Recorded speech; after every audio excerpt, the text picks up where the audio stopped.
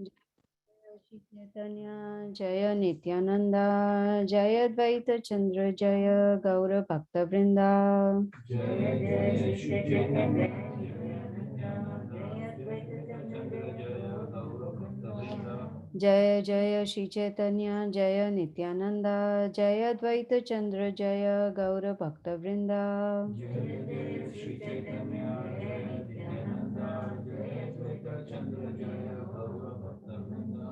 Jaya Jaya Shri Chaitanya, Jaya Nityananda, Jaya Dvaita Chandra, Jaya Gaura Bhakta Vrinda. Jaya Jaya Shri Chaitanya, Jaya Nityananda, Jaya Advaita Chandra, Jaya Gaura Bhakta Vrinda.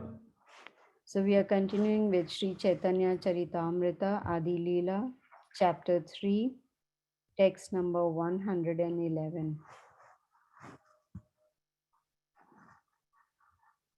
Bhakti Yoga Paribhavita Hrita Saroja Asishu Tekshita Pathunanunata Pumsa Yad Yadhiyata Urugaya Vibhavayanti Tad Tad Vapuhu Pranayase Sad Anugrahaya. Translation and purport by Srila Prabhupada. O my Lord, you always dwell in the vision and hearing of your pure devotees. You also live in their lotus-like hearts, which are purified by devotional service. O my Lord, who are glorified by exalted prayers, you show special favor to your devotees by manifesting yourself in the eternal forms in which they welcome you. Purport. This text from Srimad Bhagavatam, Canto 3, Chapter 9, verse 11, is a prayer by Lord Brahma to the Supreme Personality of Godhead Krishna for his blessings in the work of creation. Knowledge of the Supreme Personality of Godhead can be understood from the descriptions of the Vedic scriptures. For example, the Brahma Samhita 5.29 describes that in the abode of Lord Krishna, which is made of Chintamani or touchstone, the Lord, acting as a cowherd boy, is served by hundreds and thousands of goddesses of fortune. Mayavadis think that the devotees have imagined the form of Krishna, but the authentic Vedic scriptures have actually described Krishna and his various transcendental forms. The word Shruta in Shruta Ikshita Pathaha refers to the Vedas, and Ikshita indicates that the way to understand the Supreme Personality of Godhead is by proper study of the Vedic scriptures. One cannot imagine something about God or his form. Such imagination is not accepted by those who are serious about enlightenment. Here, Brahma says that one can know Krishna through the path of properly understanding the Vedic texts. If by studying the form, name, qualities, pastimes, and paraphernalia of the Supreme Godhead, one is attracted to the Lord, he can execute devotional service, and the form of the Lord will be impressed in his heart and remain transcendently situated there. Unless a devotee actually develops transcendental love for the Lord, it is not possible for him to think always of the Lord within his heart. Such constant thought of the Lord is the sublime perfection of the yogic process, as the Bhagavad Gita confirms in the 6th chapter, verse 47, stating that anyone absorbed in such thought is the best of all yogis. Such transcendental absorption is known as samadhi. A pure devotee who is always thinking of the Supreme Personality of Godhead is the person qualified to see the Lord. Excuse me. One cannot speak of Urugaya, or the Lord who is glorified by sublime prayers, unless one is transcendentally elevated. The Lord has innumerable forms, as the Brahma Samhita confirms. Advaitam, Achyutam, Anadim, Ananta Rupam. The Lord expands himself in innumerable Swamsha forms. When a devotee hearing about these innumerable forms becomes attached to one and always thinks of him, the Lord appears to him in that form. Lord Krishna is especially pleasing to such devotees in whose hearts is always present because of their highly elevated transcendental love. Om Jnanatimrandasya Jnananjana Shalakaya Chakshurunmilitam Yena Tasmai Shri Gurave Namaha. Excuse me.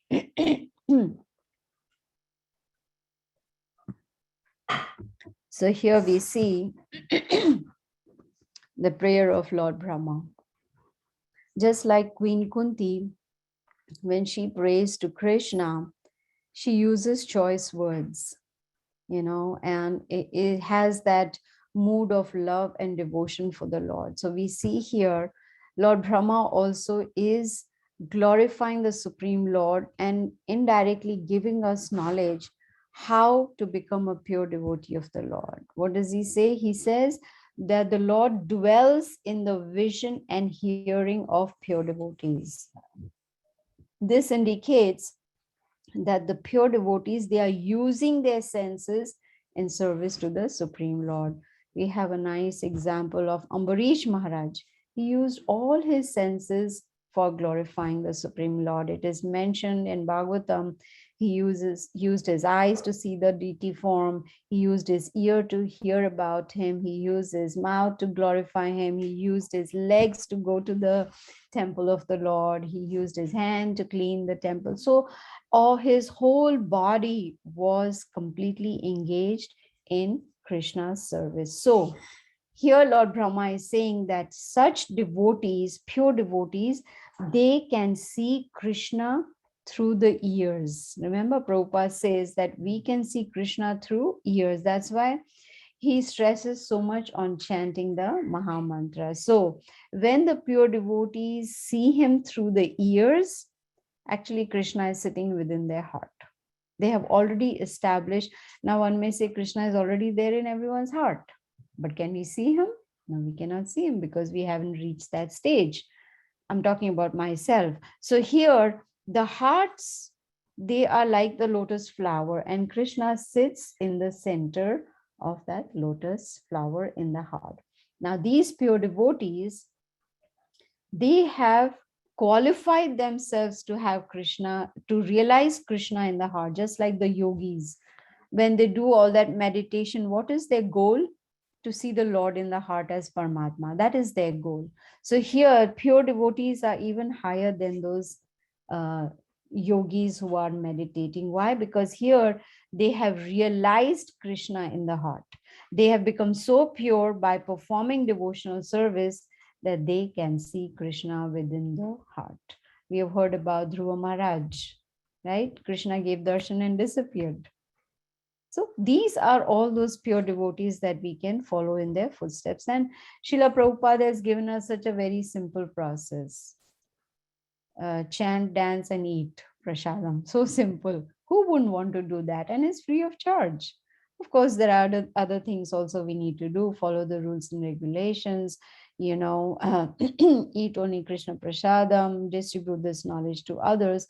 But here we see Lord Brahma is saying to such pure devotees, the description that he gave, to such pure devotees, he gives special favor.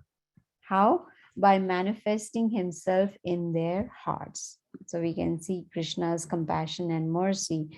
Now, what does it exactly mean Krishna manifests himself? Practically, what does that mean? Here, Lord Brahma explains, he manifests according to the form that is dear to each devotee, right? Some devotees, pure devotees, like to see Krishna in the Vishnu form. Some want to see him as Lord Ramachandra, some as Lord Nrsingadev, some want to see him in his Shama Sundar form, some want to see him as Dwarkadhish, so there are so many different form. So here Lord Brahma is saying that Krishna, he fulfills the desire of his pure devotees and he manifests himself in that particular form that the devotee is meditating upon, which means indirectly he's satisfying the desires of his pure devotees.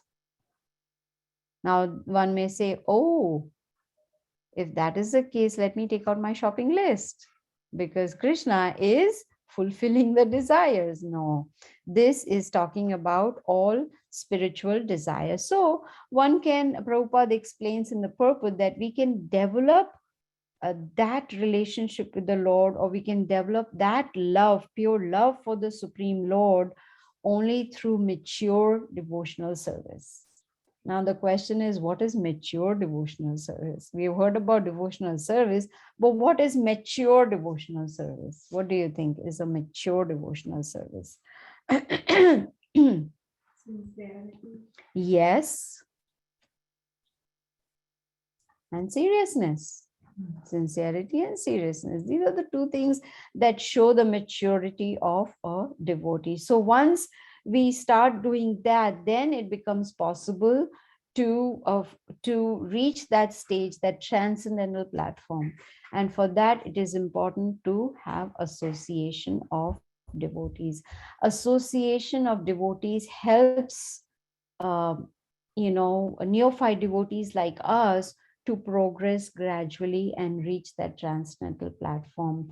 Because the association, we have seen Srila Prabhupada talk about association everywhere, whether it is Bhagavad Gita, Srimad Bhagavatam, Caitanya Charitamrta, whether it is there in Rupa Goswami's Nectar of Devotion, Nectar of Instruction, everywhere association is very, very important. And to hear from advanced devotees without any speculation and without any personal agenda. So when we start hearing, actually reading Srila Prabhupada's books is also hearing from Srila Prabhupada, because when we are reading his books, reading his purpose, we are associating with him, we are hearing from him. So that cleanses the heart gradually. So hearing is very, very important. And what happens when we hear, we learn something new. Yes, every time we hear, we learn something new. For instance, in Vrindavan,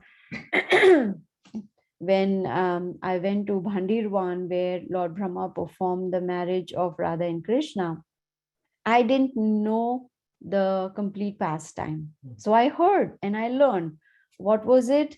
That one day Nanda Maharaj took baby Krishna, baby Krishna was very small, took him to Bhandirwan, and he was tired and he sat down under that tree. That picture that I sent of the tree, he sat down there, he was tired.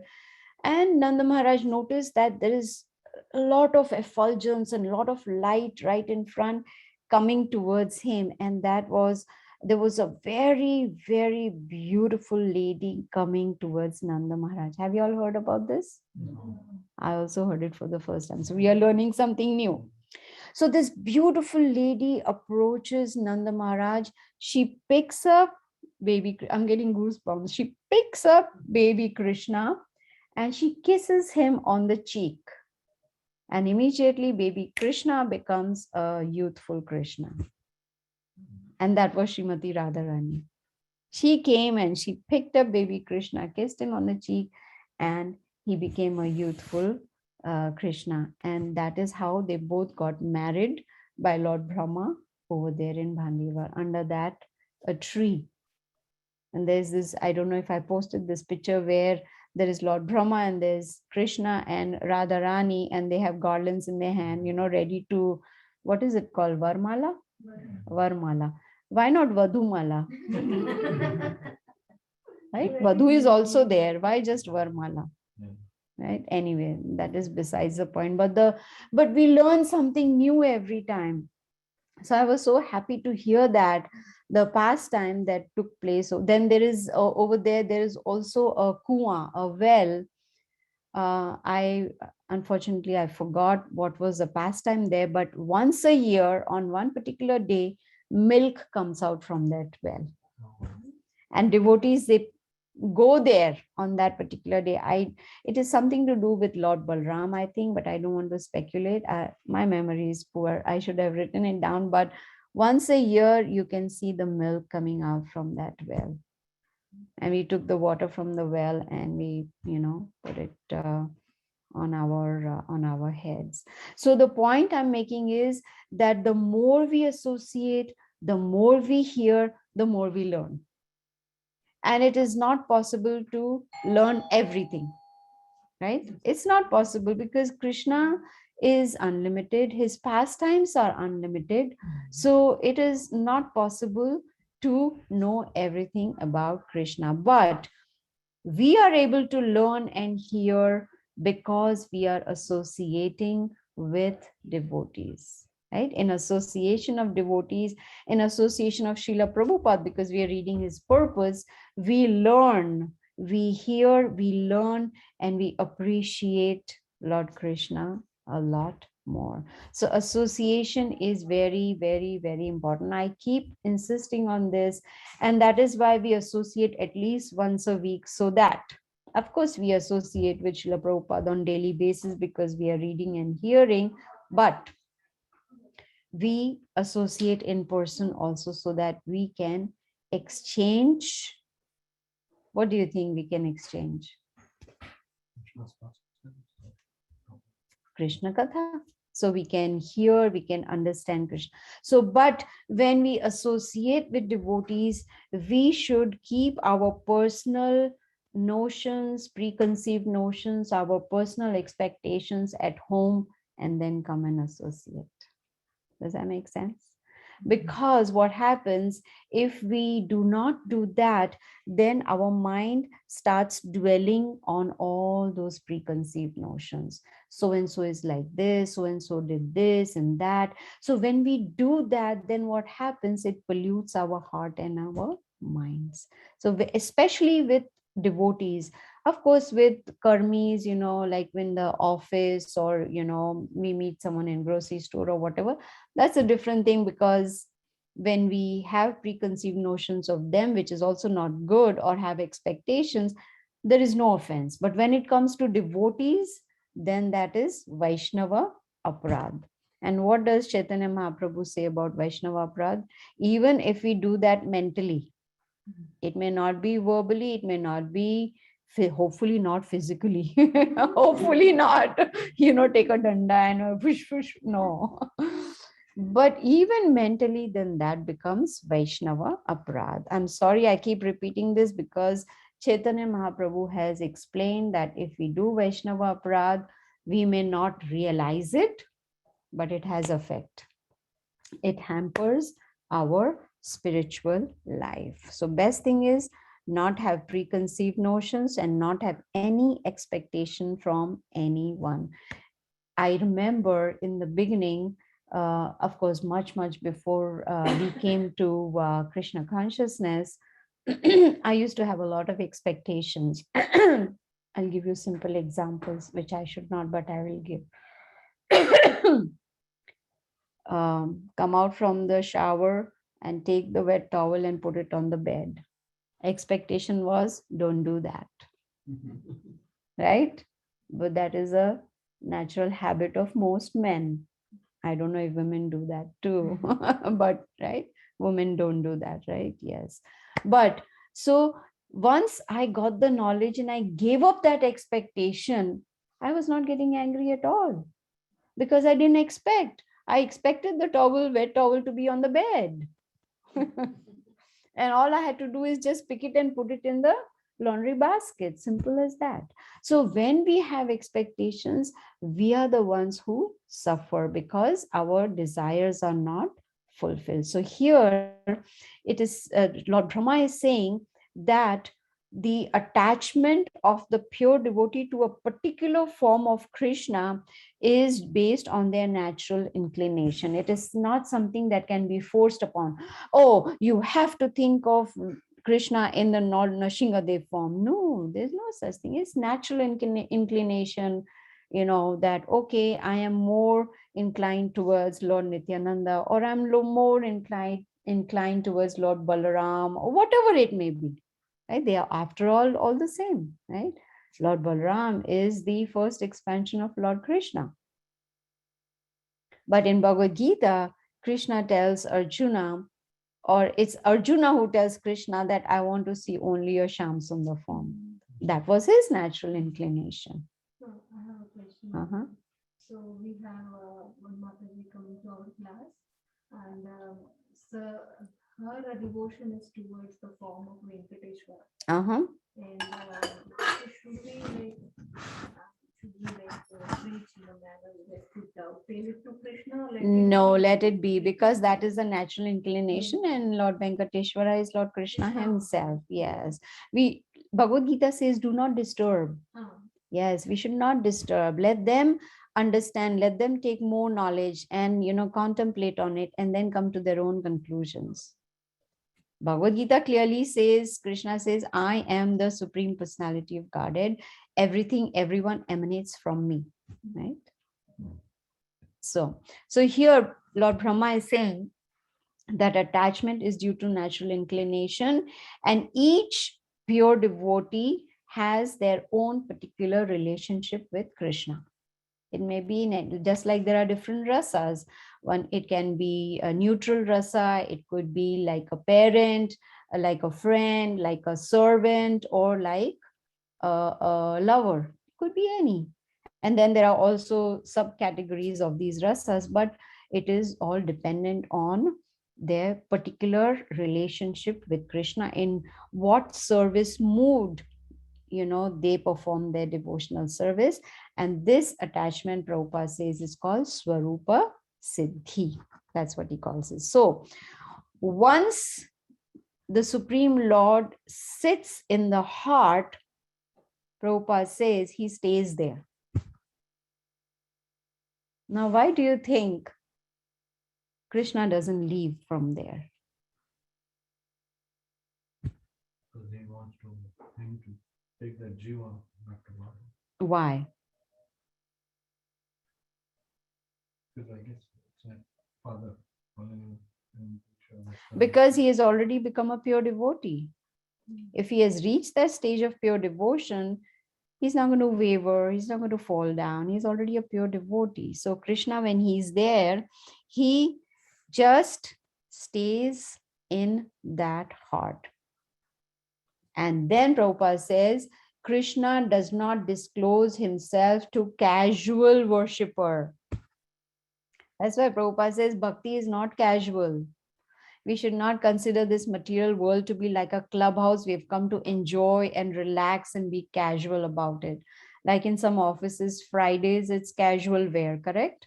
You can wear jeans or whatever it is. But on other days, I don't know, some offices, casual wear every day.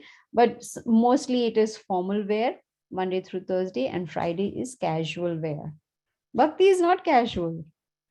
Bhakti is a very serious business. So here Prabhupada says, Krishna does not disclose himself to casual worshipper, which means we should take Krishna consciousness very seriously.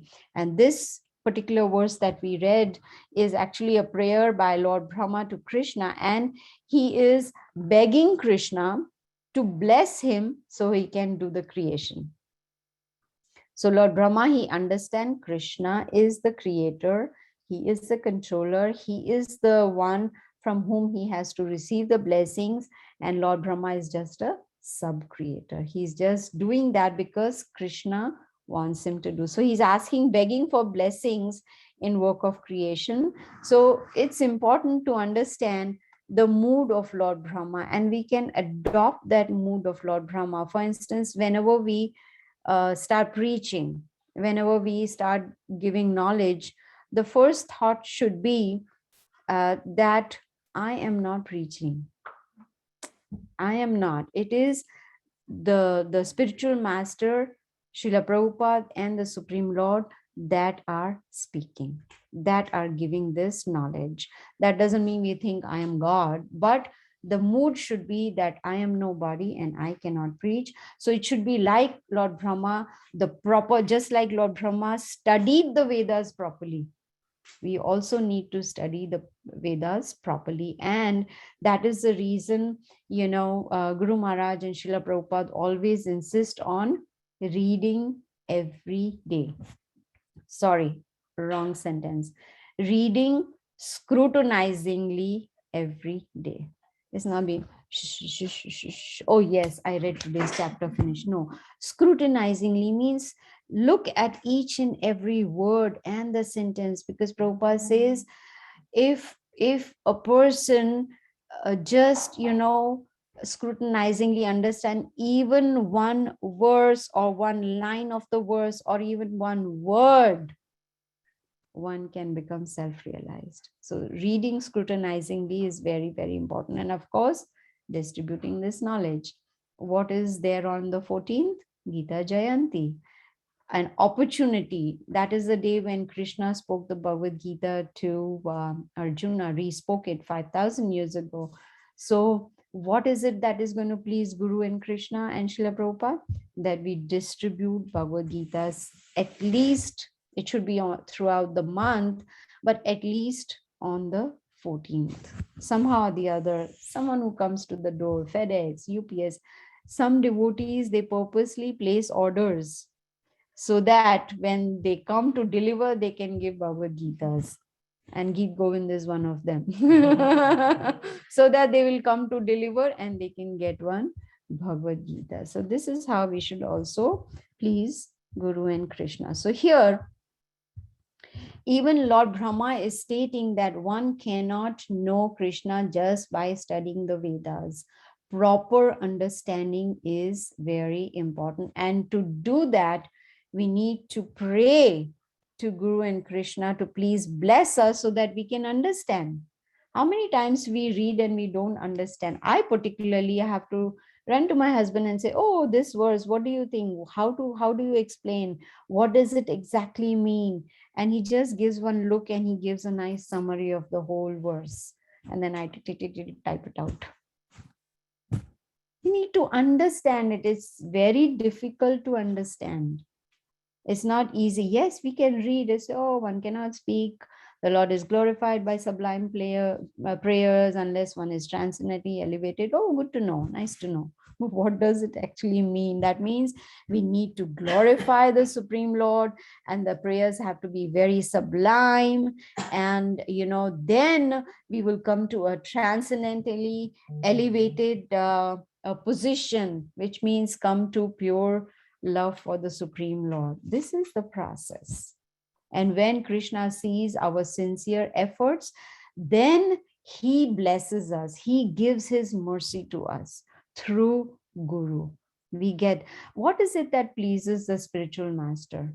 That we give him donations, that we buy him stuff, or that we bow down to him? What is it that pleases him?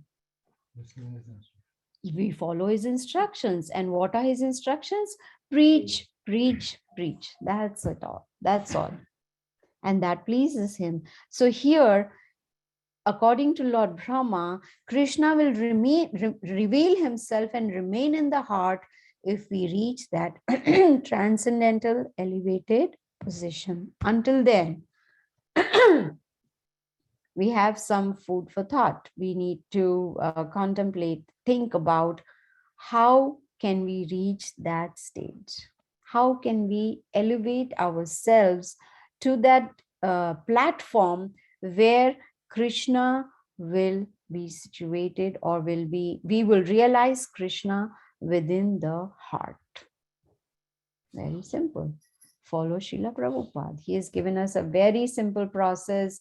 And the very first step of that process is attentive chanting. When we chant attentively, then our prayers are reaching Krishna, because Krishna can see, say, supposing I say Madhavi, but I'm looking here, Madhavi, Madhavi, Madhavi. She's going to be like, you're calling me. Why aren't you paying attention to me?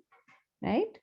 If I'm calling out, then I better pay attention. So when we are chanting, we are calling out to Radha and Krishna.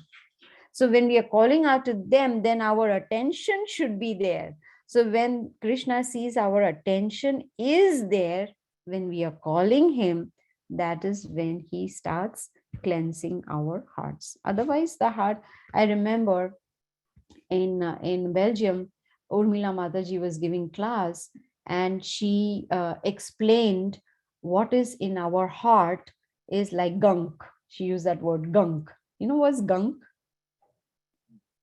Trash. Yeah, but it's really bad trash. It's like the plumber has to come and clean out.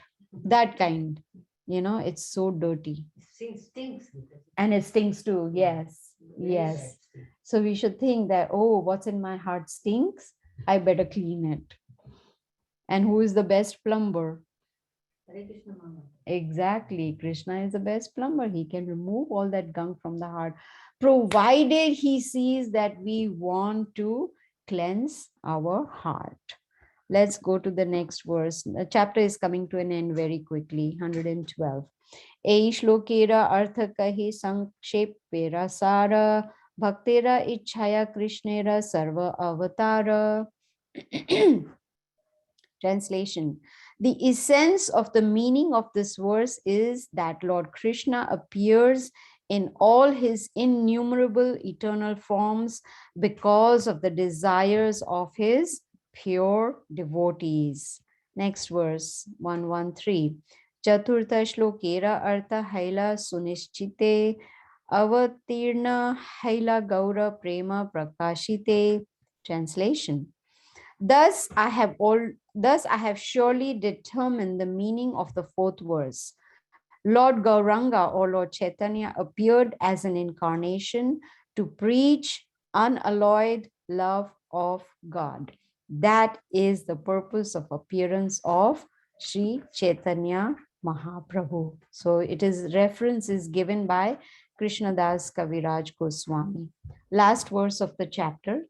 114. Shri Rupa Raghunatha Pade Yara Asha Chaitanya Charitamrta Kahe Krishnadasa. Translation. Praying at the lotus feet of Shri Rupa and Shri Raghunatha, always desiring their mercy, I, Krishnadas, narrate Shri Chaitanya Charitamrita, following in their footsteps. Thus end the Bhaktivedanta purpose to Sri Chaitanya Charitamrita Adi Lila, third chapter, describing the external reasons for the appearance of Sri Chaitanya Mahaprabhu. So you see, prayers are an integral part of our Krishna conscious journey.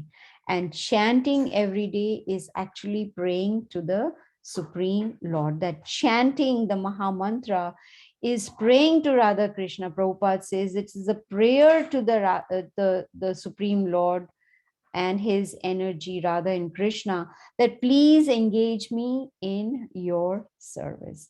So when we are praying and begging for service, then when service comes, then what happens? Take it. Yes, take it. Immediately, take it. Service, because it is the service that will help us to purify ourselves. So, and the pure devotees in the parampara are teaching us the same thing. We see here Krishnadas Kaviraj, he is, saying, okay, praying. He's quoting Rupa Goswami, the 6 Goswamis. They also did the same thing. They would sit in their hut, small hut, and what they would do, just pray, pray, and pray. So we just need to follow in their footsteps. So here we see Krishnadas Kaviraj Goswami is praying and desiring the mercy.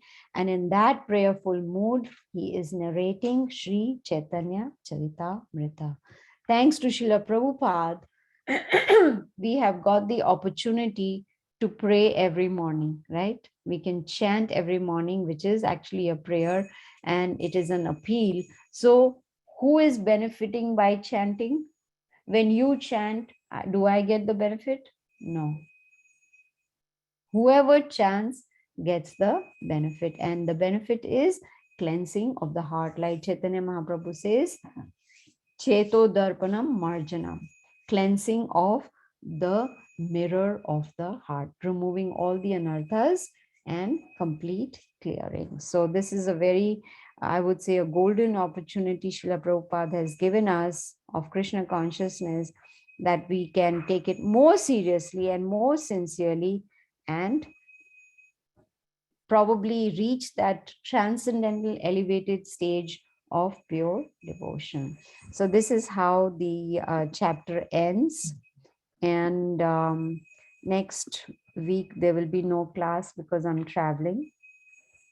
And the following week, Archana and Pankaj will invite their deities. So we'll have Abhishek, right? We'll have Abhishek 25th. Yes, Gaurnitai, 25th Gaurnitai will be welcomed in their home. So there'll be no class, but it'll be just Kirtan and Abhishek. And then I think the next Saturday is 1st of January, which some of you are traveling, so there will be no class. So we are going to meet on the 8th of January for the next class. Today is Govindji's and Mataji's anniversary as well. Oh, right, Mataji? yes, 46 years. 46 46 years, yes. Thank you, thank you. Thank you. Yes. 11th I was Mataji's asking, birthday. I was asking Geet Govind, so how are 46 years of torture from me? He just smiled. He didn't say, no, it wasn't a torture. He didn't say that. So anyway, so are there... Mataji doing